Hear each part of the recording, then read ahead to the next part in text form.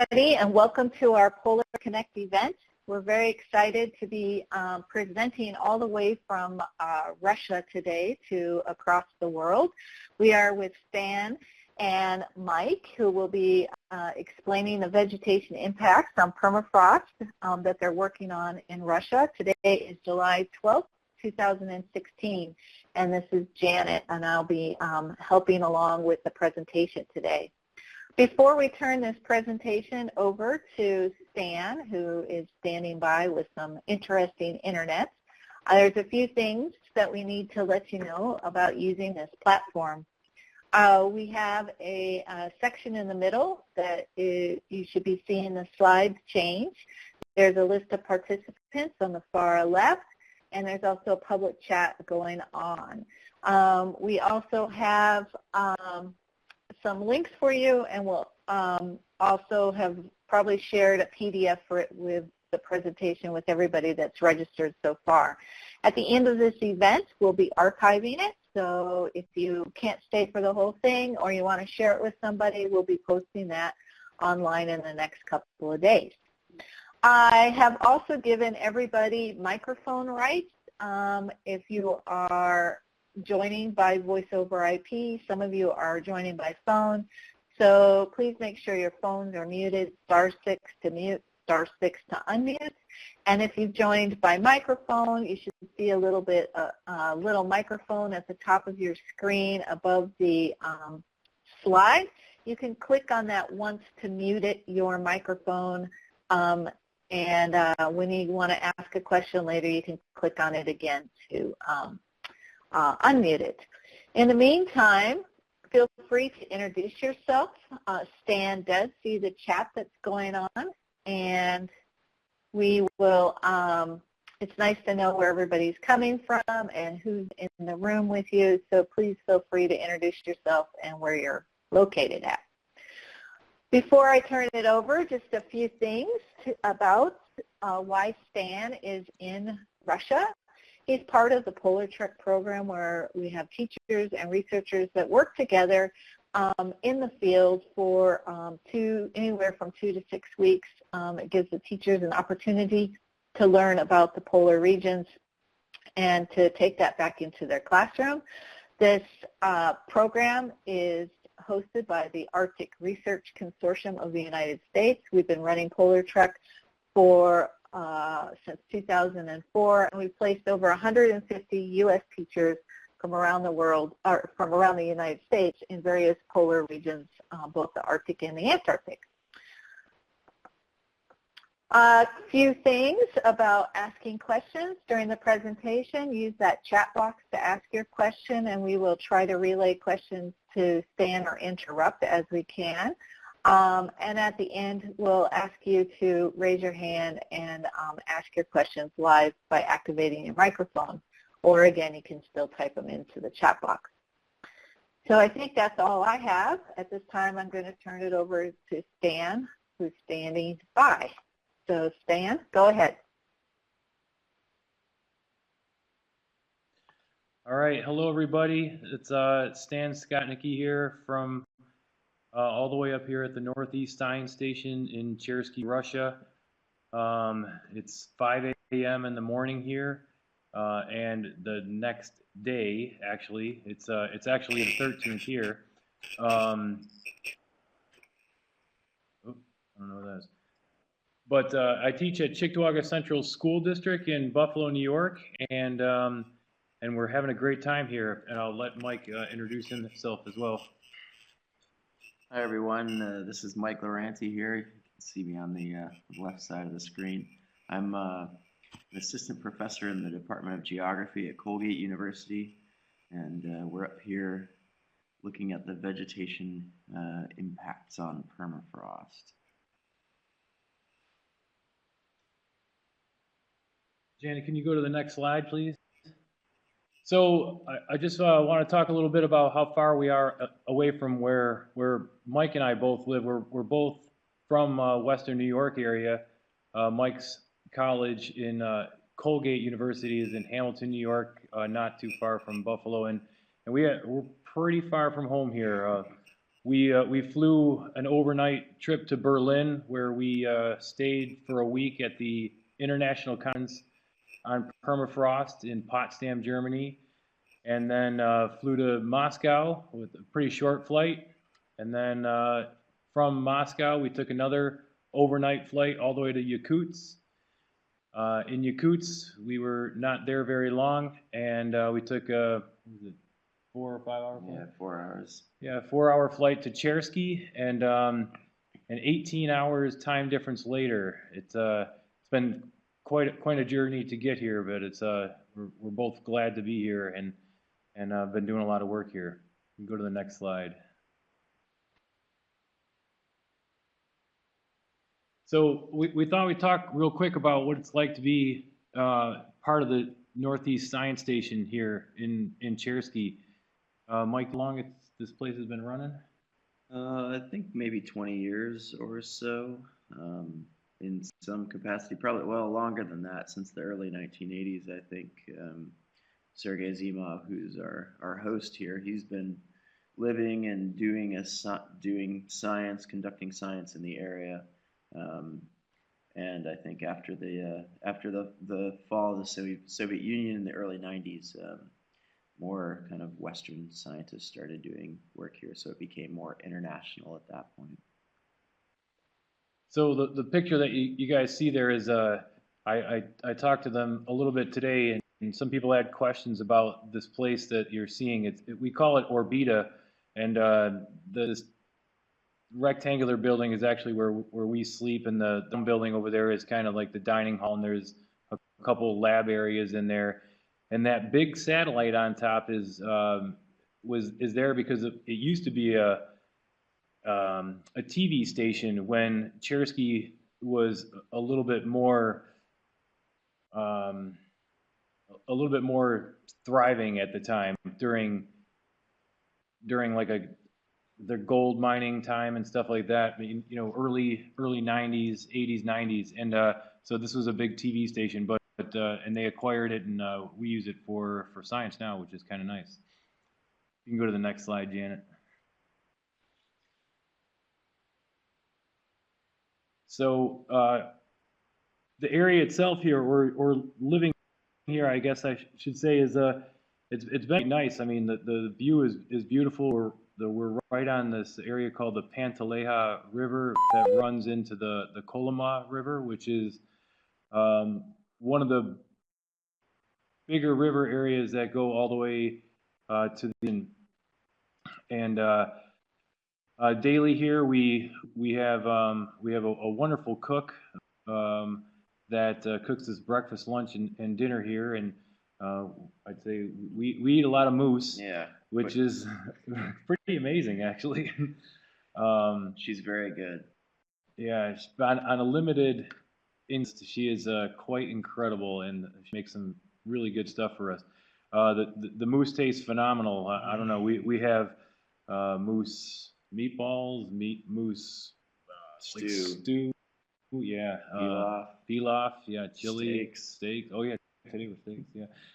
They were really good stuff. It's pretty incredible. But and in between there, we kind of go from, we take a vehicle, or there's some sites that we study within 20 minutes to a half an hour of the area. We usually come back for lunch, and then we head back out unless we had some lab work to do on the station.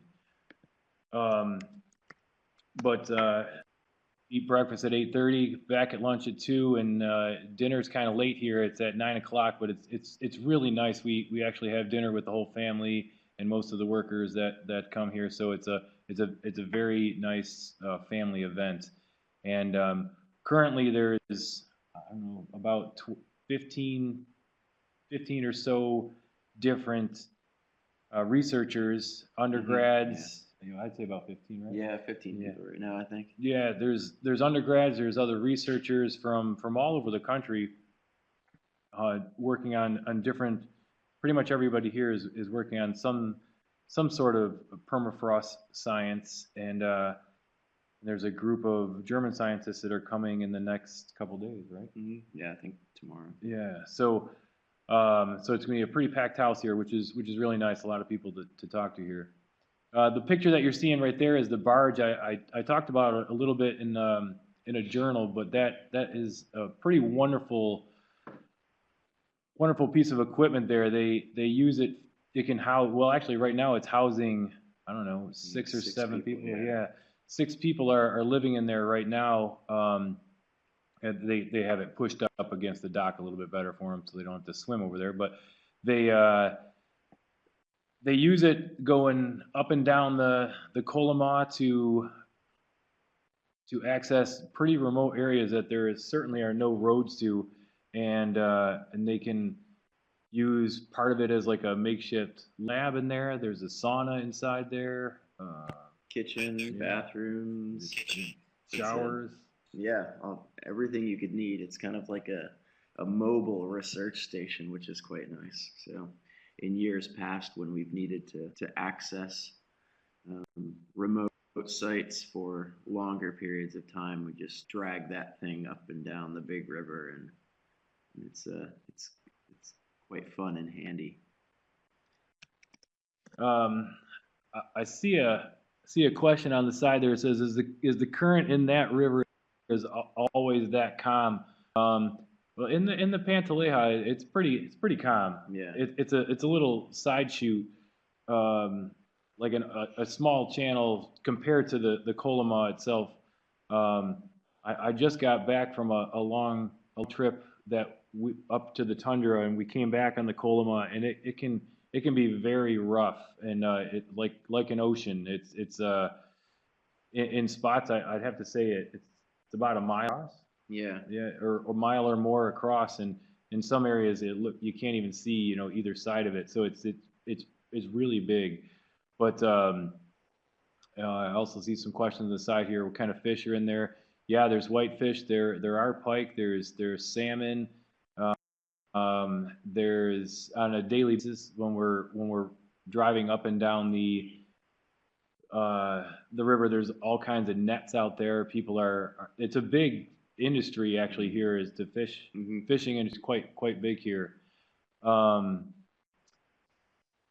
DJ is asking, does it look much like the Arctic tundra? The tundra itself, yeah, it looks it's quite similar to Alaska, I think. Yeah, the tundra. That's one of the nice things about Cherski is that you're kind of where most of the area right around the research station is boreal forest, so we can do research in the forest, and kind of you can see in the picture there, it's kind of a floodplain. So that's kind of to the west of Cherski, and then to the east, it's kind of mountainous and upland. And if we go north a little bit, we can access the tundra. There are a lot of lakes around. There are rivers, so you can kind of, as a researcher, it's like a buffet of different landscape areas and study sites and that sort of thing. So that's one of the nice things about Cherski, I think. Yeah. So we took a trip up to the tundra all day to go visit a couple different sites there, and we took very small boats that we had 4 or 5 people in there, so you can zip along a lot quicker. We get there in about 2.5, 3 hours, maybe a little more than 3 hours with a stop or so along the way. But I have not taken the barge. Mike has taken the barge. How long does it take to get there in the barge? Actually? Yeah, it's like a 12-hour trip or something. The barge needs to be hauled. It's a little slower than your kind of standard motorboat. That's right. You said you guys go at night. Yeah, right? Just go to bed and wake up, and then you're somewhere else. Works out pretty well. So the work up there was pretty good today. It definitely got a little hectic on the water, but we're back nice and safe here. So just in time here. So I've did some videos in here and there, and I was in Alaska last year, and actually DJ and I had a little competition on who has the worst mosquitoes, and I don't know, I still say that the mosquitoes here are so incredibly they're pretty powerful. They are constantly buzzing all over you. There's pretty much 2 different types. They're smaller one and these larger ones, and they are, you know, constantly buzzing over your head. It's a constant noise actually out there as well. You get used to it, but Yeah. but it's I'm not going to say that's necessarily fun. But we wear bug nets every day, all day outside when we're working in the field, and we pray for windy days. Yes. Windy days are nice. Yes, they are. We found the other day it was raining, and we were like, well, at least there won't be many mosquitoes. But we were very wrong. They were still out there for sure. Yeah, windy days are definitely the best.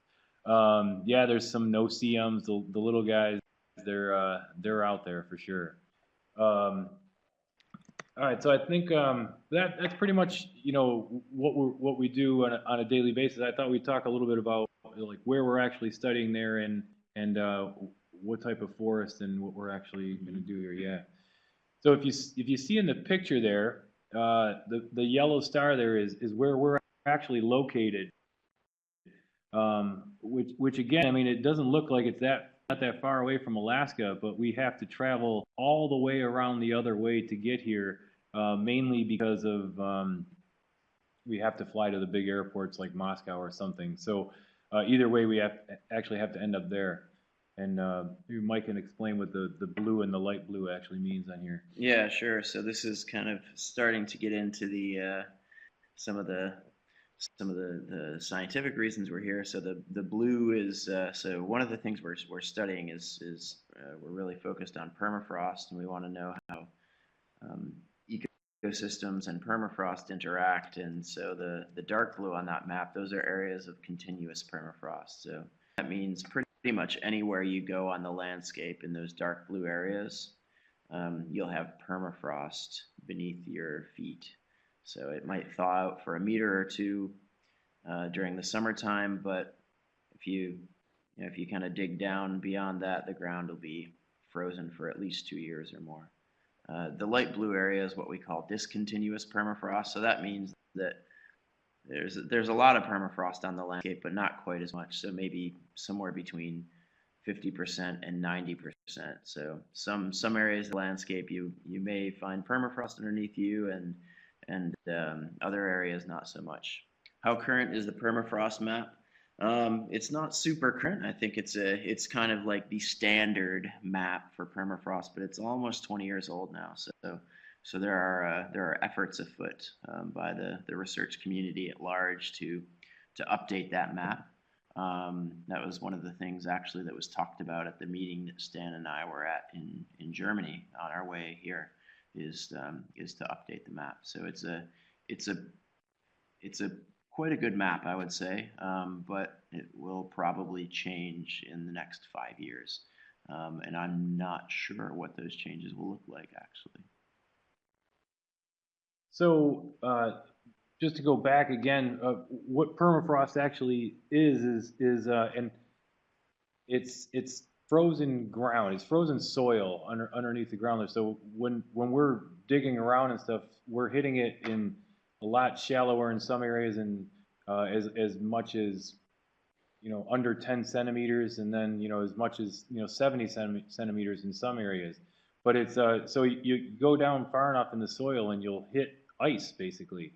And I was confused on, you know, am I looking at, you know, complete like an ice cube type ice, or it's a little bit different?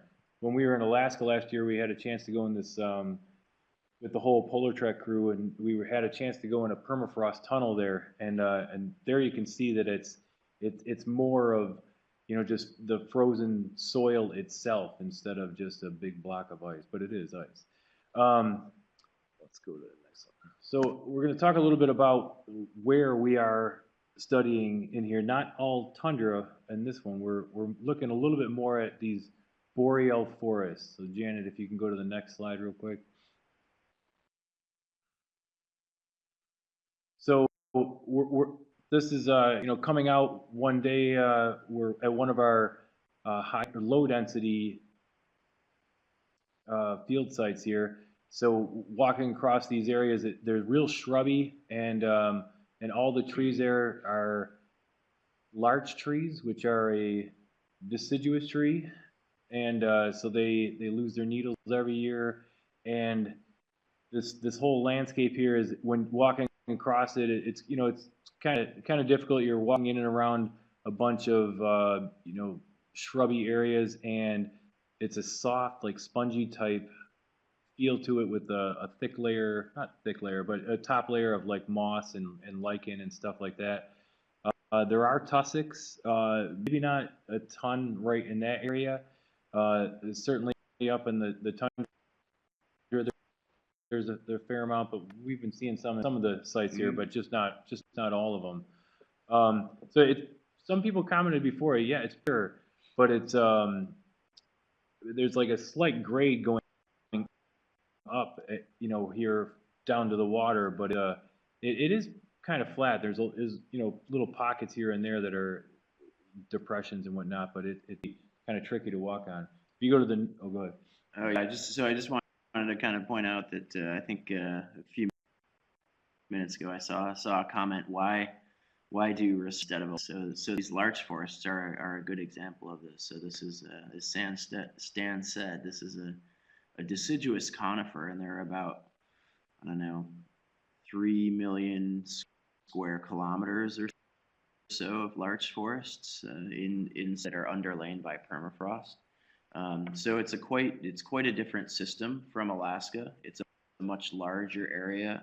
When we're thinking about permafrost ecosystems, these are fire affected ecosystems, so we don't tend to hear about it as much, but there's a lot more permafrost affected by wildfire than there is in America.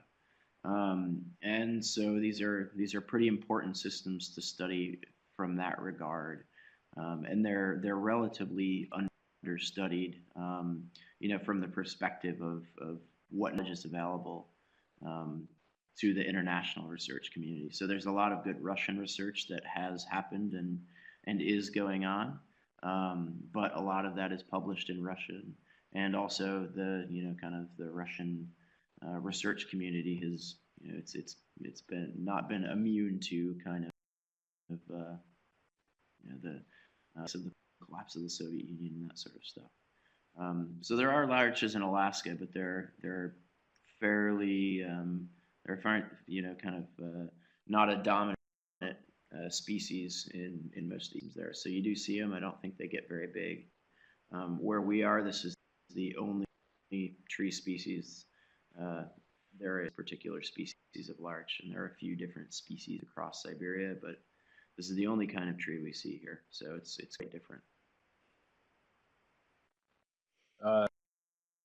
I see some questions here. Not as dense, for sure, in Alaska, yeah. But so these next few pictures here we've been doing over the first week that we got here. Mike and I came here with Mike's postdoc, Heather Kropp, and the three of us pretty much spent the first week and a half setting up a lot of equipment. A little different than Alaska last year, but a lot of electronics up, and we were setting up these energy balance stands basically.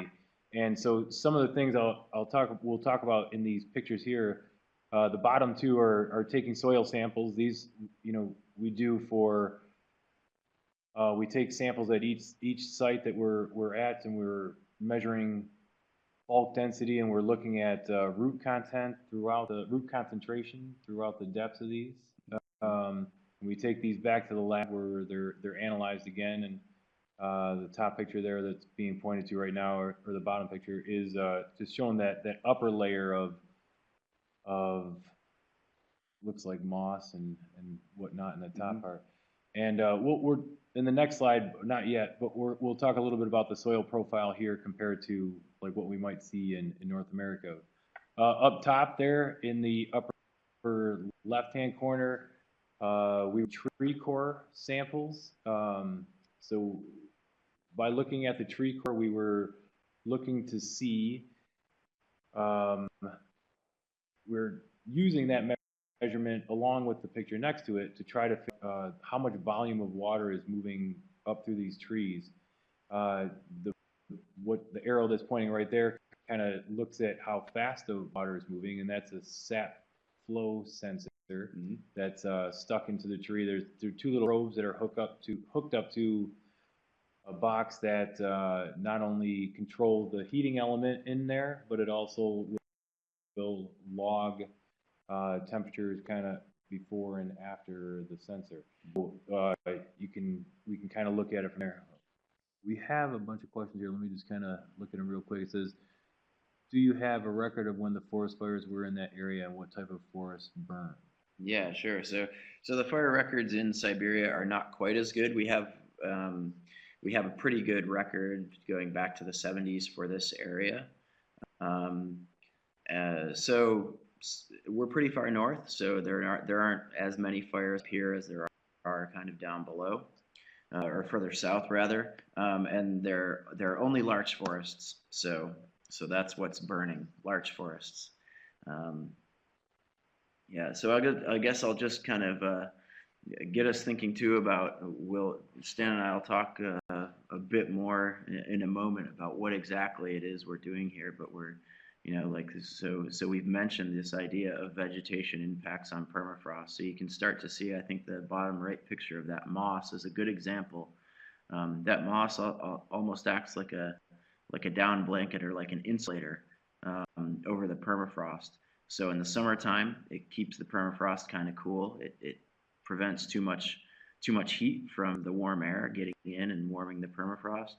And then in the wintertime, it does the opposite. It keeps it kind of helps keep the permafrost from getting kind of too cold. And so you can see the effects of the soil, the vegetation, all this stuff. All these different aspects of ecosystems influence permafrost temperatures and how they change when the air temperature changes.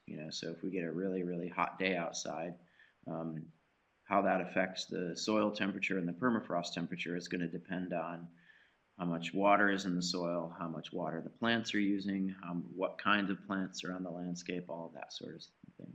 So we'll talk about that in a little bit more focused way in a minute, but thought I'd just kind of make a note at this point. So this next slide here that we're going to look at is just to kind of show you what a quick little diagram of what the profile of soil here actually looks like. You have, when we're taking these soil samples, we're looking for this upper layer that's just called an active layer. And immediately beneath that is permafrost, or that frozen solid ground. So you have that upper layer that's just the vegetation, so the lichens, the moss, the bugs, any of that stuff will make up that area, and then the roots will kind of be in that organic soil, and that organic soil's that part that's going to have anything live. Yeah, it's kind of like topsoil. So yeah. It's just got more decaying plant matter and that sort of stuff. So you could think of it like topsoil. And it feels like, it's a little different in some spots, but it feels more like topsoil. Then as you go a little bit deeper, it gets more clay-like, and that would be that mineral layer that has decomposed more, and so you're not going to see as many roots or whatever in there. But it's one of the things that we're looking at right now as Heather. We've been taking some samples for Heather here, and we're looking at the concentration of where the actual roots are, and if that changes throughout the summer, as the active layer will increase a bit throughout the summer as the permafrost will thaw a little bit here. So what is the average thickness of the active layer in Cherski? Yeah, so it's pretty variable, which is convenient for our project actually. David, but it depends on where you are in the landscape. So in some of the high density forests that we're studying, the maximum thaw depth, or the active layer depth, at the end of the summer is maybe 50 centimeters or so. Could be less than that. Could be in the 40s. In some of the more open forests, it's upwards of 1 meter. And then if you go to kind of flatter areas that are wetter areas of the landscape, it can be quite shallow, 20 to 30 centimeters. So it's highly variable, but generally between a half a meter and a meter. Although there are some, now that I think of it, there are some sandy areas across the river where it's upwards of 2 meter. And so you have the heat moves through sandy soils differently. So it's highly variable, but 50 centimeters to a meter on average. Mm-hmm. And we were just doing some of these thaw depths today, where a thaw depth is just kind of using this probe to kind of just push down in the soil at different times during the year, and at certain specific areas, just to see, you know, how deep it is before you hit the permafrost layer. And even on along like one transect, you know, 5 meters apart, you know, some areas were as much as, you know, 10 to 15 centimeters different. So it really, and it really depends on the little micro topographies that you have there, and what kind of shrub are overlying it and stuff like that, that vegetation on top.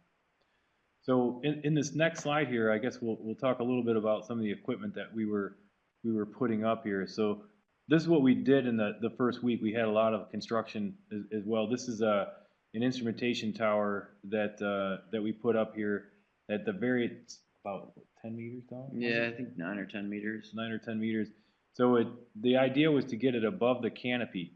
So this was in, I believe this one was that's the high density. Yeah. So high density meaning, you know, a little bit thicker forest, thicker canopy. When you look straight up, it can be measured with a densitometer, but you're kind of just looking at how much of the area looking straight up is being, you know, covered by the forest canopy. Yeah. Yeah. So that top instrument there is above the canopy, and that up there is a radiometer, and then just below that is the next thing on there is just a standard temperature and relative humidity a sensor there, and everything's wired down to a box, you know, down lower, that will have a full data logger that's going to keep track of all this stuff, and that's also where we set up those sap flow sensors and whatnot.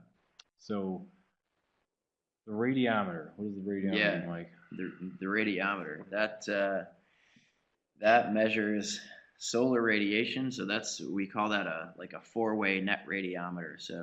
So we measure all of the solar radiation, the shortwave radiation that's coming in from the sun, and it's measuring long wave radiation. So that's the stuff that we feel. So that's when something, say clouds or the atmosphere, absorbs solar radiation, and then it re-emits it as long waves. So it's measuring all the stuff coming down from the sun. And then there are two of the same things that are looking down, and they're measuring all the stuff that's being reflected or re-emitted back from the ecosystem. So we're trying to understand how much energy is coming in and how much energy is going out.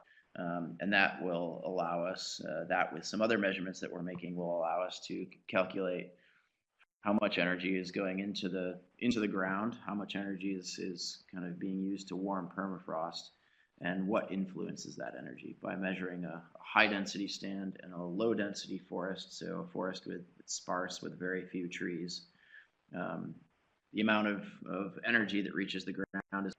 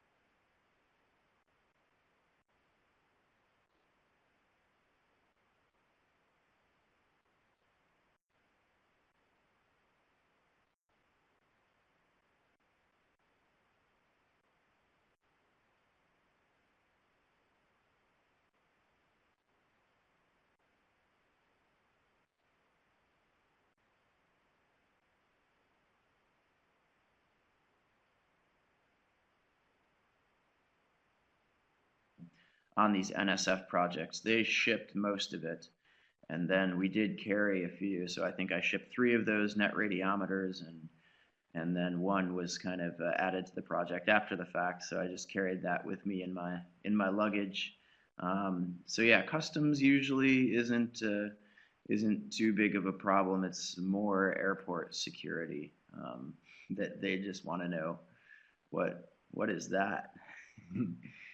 Yeah, crazy. I mean, it looks crazy, some of the stuff. So Yeah. So the location of the instruments along the pole. So we wanted basically we wanted to have one net radiometer above the canopy. So we want to know like what's going on above the forest, and then we have another one below the canopy. So we put it at 1 meter off the ground, and just that's kind of below the forest, but above all the shrubs and stuff on the forest floor.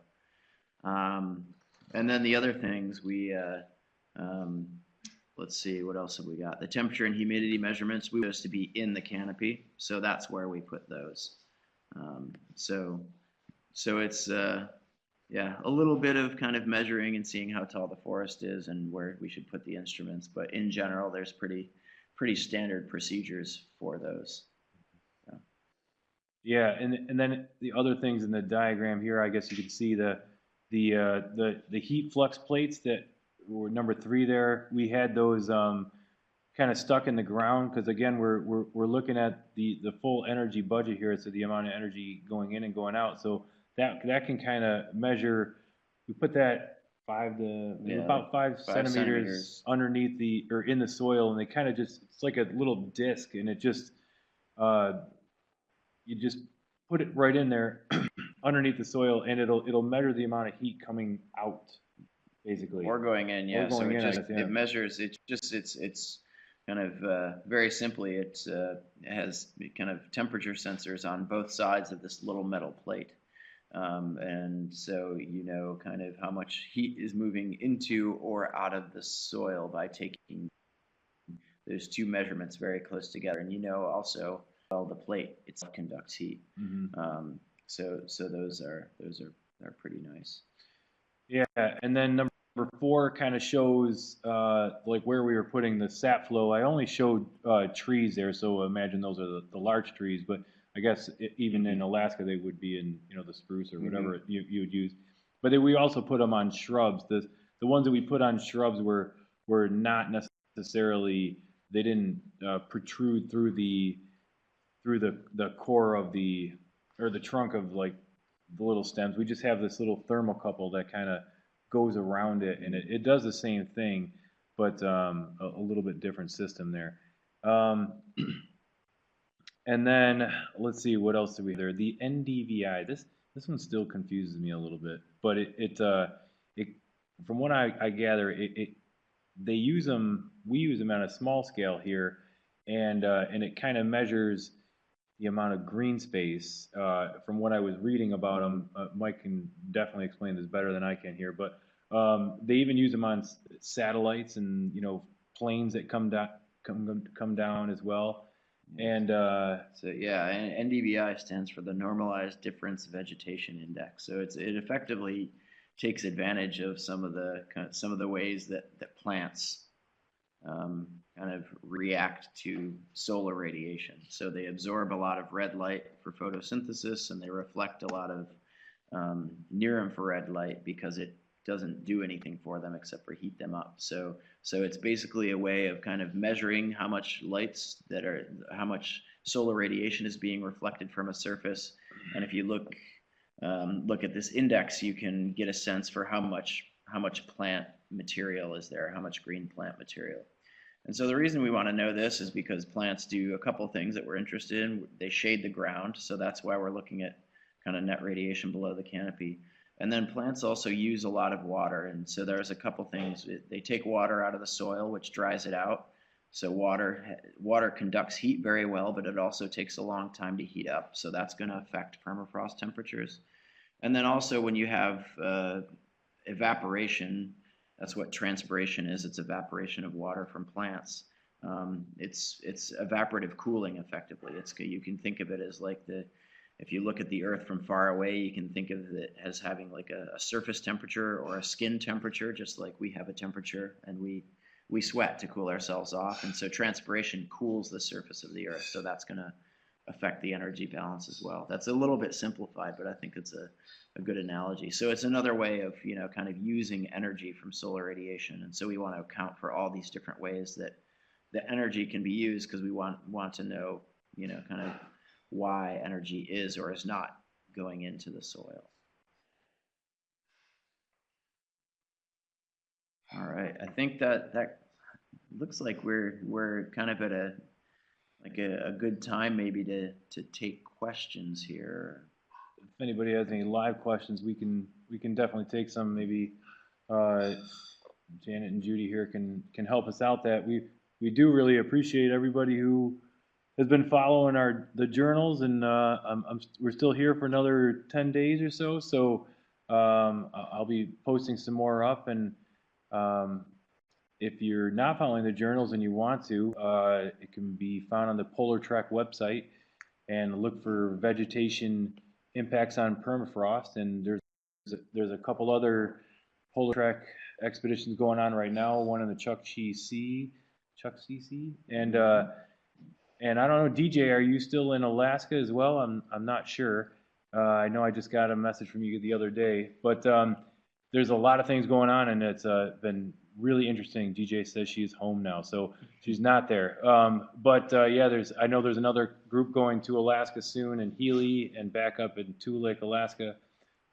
There's a lot of great stuff on there. If you're following mine or not following mine, follow something there. There's definitely a lot of great things happening. Lots of cool Arctic science. Yeah, for sure. So, Yeah, so if anyone has any questions, we can answer some more questions. Yeah, so we have a question. David wants to ask a question live. So David, go ahead and click on your microphone and go ahead.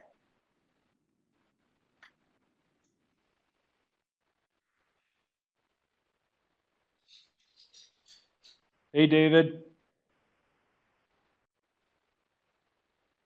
Maybe he's trying to figure out how to work his microphone.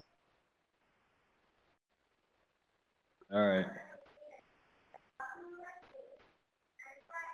So David, up at the top above the, are you there? Up above the picture, if you aren't sure how to ask a question, above the slide that says questions, there is a little microphone, and you might need to click on that or use the pull-down menu that says Connect Audio, one of the two.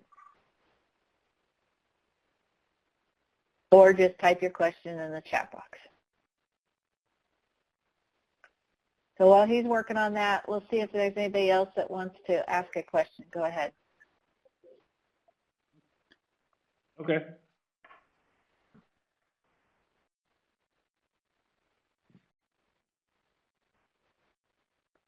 All right, David, I saw you playing with your microphone. Anybody else have questions? Let's see.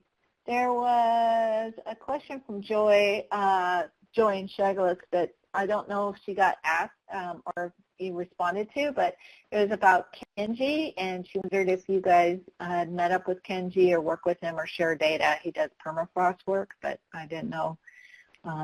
He goes also to that part of the world as well. Oh, all right, hold on, I'm looking for it here. Do you know Kenji? Kenji, yeah, I don't know Kenji personally. I know of his work. So we're working at a lot of boreholes, I think, which Kenji also works at. These are kind of deep holes in the ground, maybe 10 meters or something like that. And there's temperature sensors in there, so long-term monitoring of permafrost temperatures, and at different depths. So we're looking at what's happening to shallow or deep or that sort of thing. So we don't work with Kenji. We certainly know of Kenji. Another investigator on this project is a person by the name of Sasha Holodoff, who's a researcher at UAF. So he works more closely with Kenji, I think. All right. Is David online here now? I don't think so. I think he's having microphone issues. Okay. How much longer are you guys there for?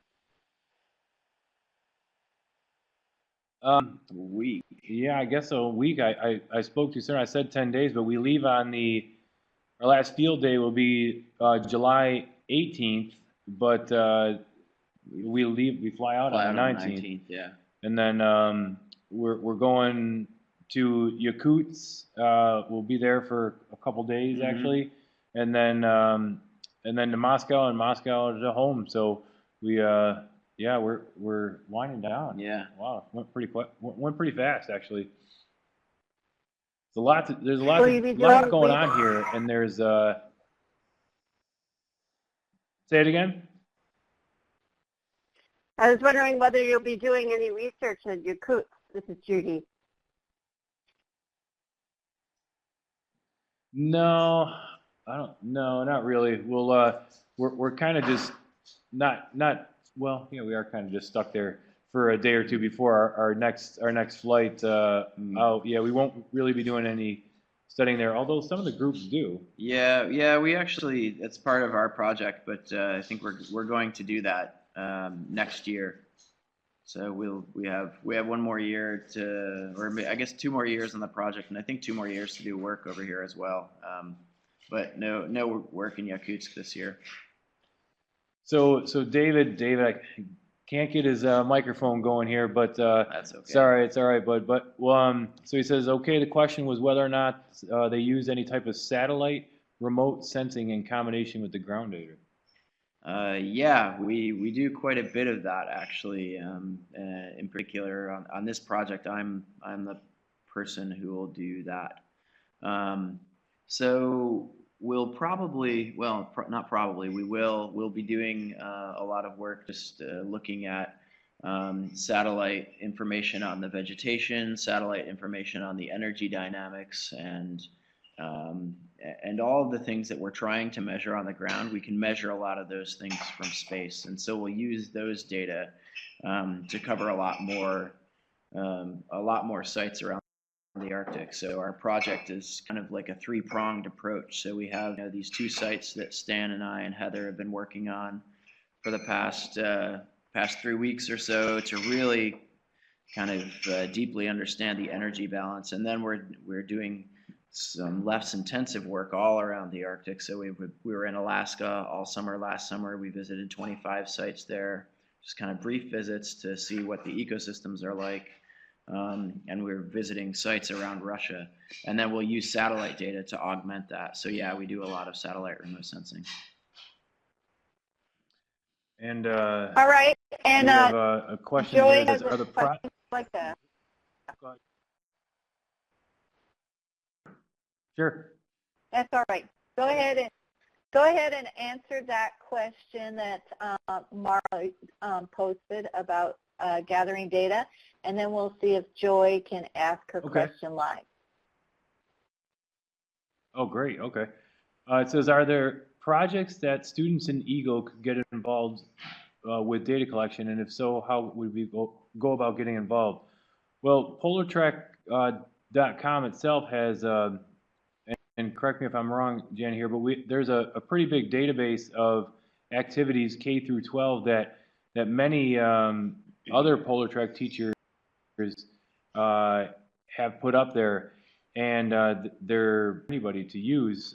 In the group that's out there right now, including myself, will be putting some lesson plans and some activities that have to do with sciences as well. So so I would say, yeah, the source section on PolarTREC website would be the place to go to see, what your school could get involved in, and see what kind of matches your grade level there. But definitely get involved. I think too. I think there are a number of efforts going on in Alaska as well to do things like monitor permafrost temperatures. You can measure active layer depth really easily, and we have like our kind of when we're going around to these sites in Alaska last year, some over here as well, where there are temperature sensors that monitor the permafrost, we kind of do this inventory of what plants are there and what the soils are like, and that's a fairly, there are pieces of that protocol that aren't too difficult. So I would say too, shoot me an email or Sasha Holodoff at the Geophysical Institute at UAF, and we can kind of we can work on some things that way too, if you're interested. But so I think the short answer is lots of good opportunities there. Absolutely. So does Joy have another question here live? Go ahead, Joy, if you want to.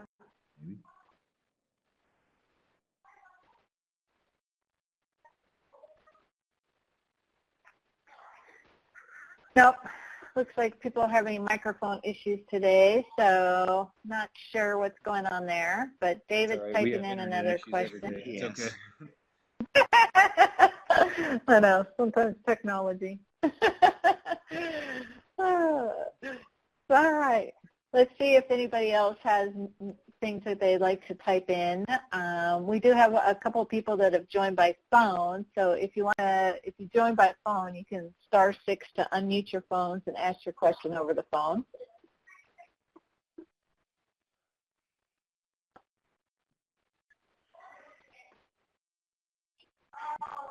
We'll just hang tight here for a moment and see what people are up to. Okay. I see lots of typing going on.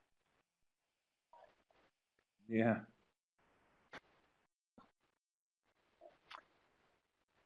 So Joy, it'd probably be better if looking for the phone. Yeah, I'll respond to Joy while you look at David's question about the geology up there. Yeah, David, I'm super interested in the geology as well here, and I don't know a lot of what's actually going on here, but we taking the boat up the Kolyma today was pretty incredible.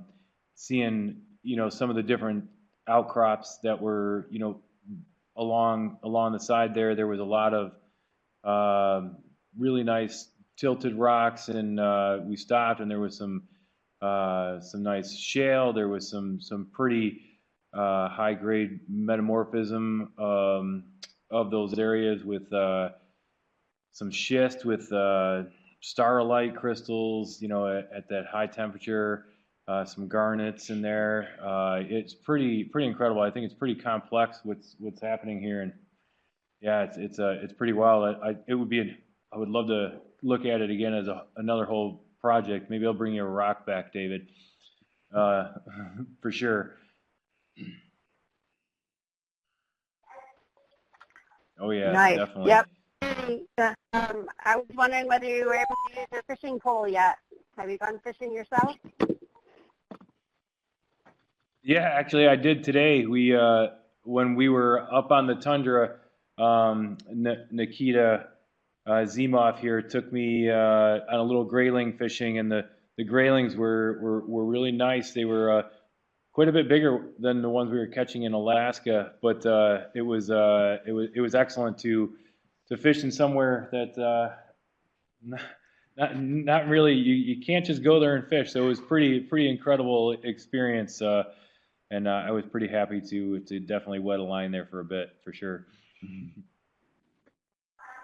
All right, we have Joy on the phone, and I think she'd like to ask her question now. So go ahead, Joy. Thank you very much. Thank you very much, Mike and Stan and everyone else. I'm a globe teacher, and we have been working with Kenji quite a bit, and Dr. Elena Sparrow out of Globe. So what we have here is we had a burn in 2005. We live in the boreal forest here in Shagluk, and increasingly boreal rather than just coniferous, and rather than only tamaracks. We do have large tamaracks, and we do have birch and alder and those kinds of things. Well, the top of our hill behind our village here had a lightning strike in 2005, and as a teacher, I thought, wow, it would be great fun to see what grows in a boreal forest after a complete burn. 15 acres burned, and what a great setup. And no, I didn't set the fire, but it was fun to follow. What our question was, we did do the GLOBE protocols where we did the soil sampling. We have been documenting everything that has been growing on that site since the burn, and right now it's just overrun with mainly birch, willow. I would say birch is the dominant species, and then willow, of course, is crazy growing, and some aspen, and of course a lot of ground cover. We have been measuring the moss growth thickness. Now, in our area, we have both continuous and discontinuous permafrost, and the kids got a big kick out of. We have the burn site that we've been studying and measuring since 2005, but we also have what we call a control site that is adjacent to the burn site that did not burn. And so we figure we have situations other than one side burned. And in the control site, the kids are always amazed when we try to dig our soil hole, that we just can't get to the soil. The permafrost is right there. The moss is incredibly thick. And I always get the question from the students that, okay, so we did dig a soil pit on the burn site, and of course there was no permafrost.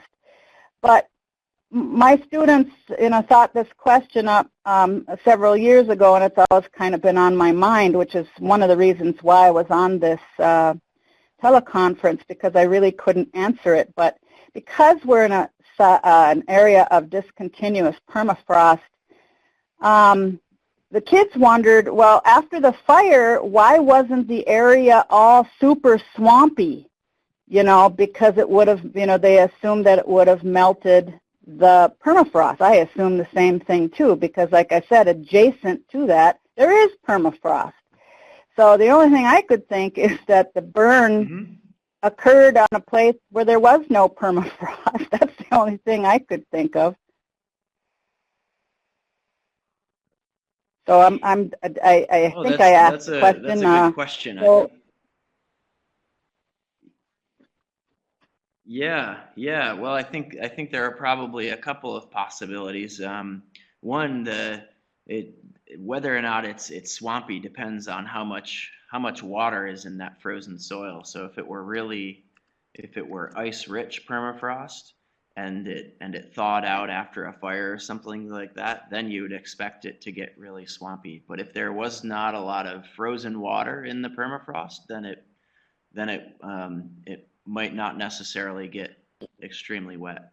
Another thing is too, if it's discontinuous permafrost, then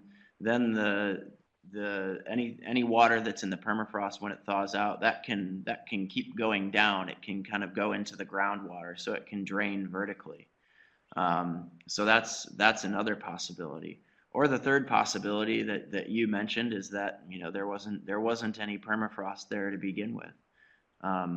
So there are a couple of reasons, but I think it's an equally good hypothesis to make that you would see a swampy area after a fire. So it sounds like you've got some sharp students there. Yeah, it was pretty easy to when we went into the control site. The kids were amazed that the day we dug it, of course, we couldn't get anywhere with it with our little pit hole digger, and it was so frozen solid, and we barely got through the moss. It was so thick. And then the next day when we went back, the hole was filled with water. So that's where the question came up. Why wasn't the burn area swampy? During and after the fire. So, but I like it that there's more than one reason, because that makes them think too.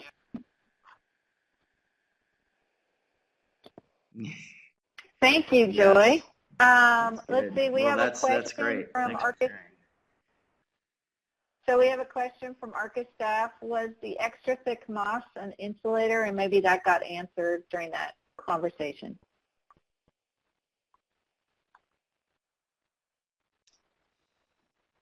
Yeah, typically that's what you would see. So a lot of times when you burn off that moss layer during a fire, and in boreal forests, when you have a fire, it of course burns the vegetation, all the above ground.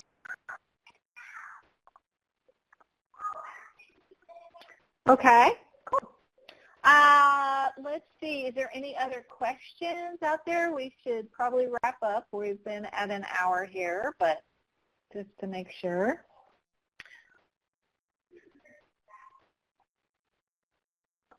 I think we're good. All right. Just a quick thing for people as they start to sign off here. We have a poll that we'd like you to take at the end of this webinar before you leave us, and this archive will be available online in a couple of days. And again, we want to thank you, Mike and Stan, for getting up so early and joining us. And we hope that you have a great rest of your field season and safe travels back home.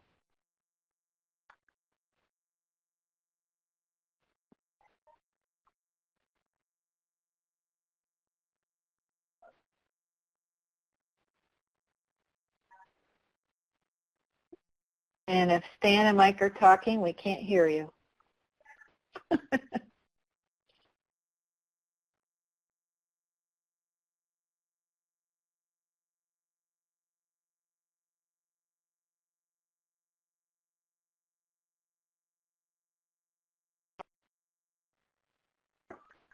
Well, they're probably, it looks like their microphone is going, and probably at the very right moment, we can't hear them anymore.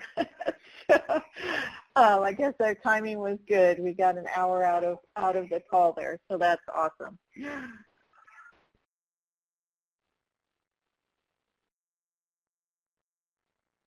Yep, I think we lost them.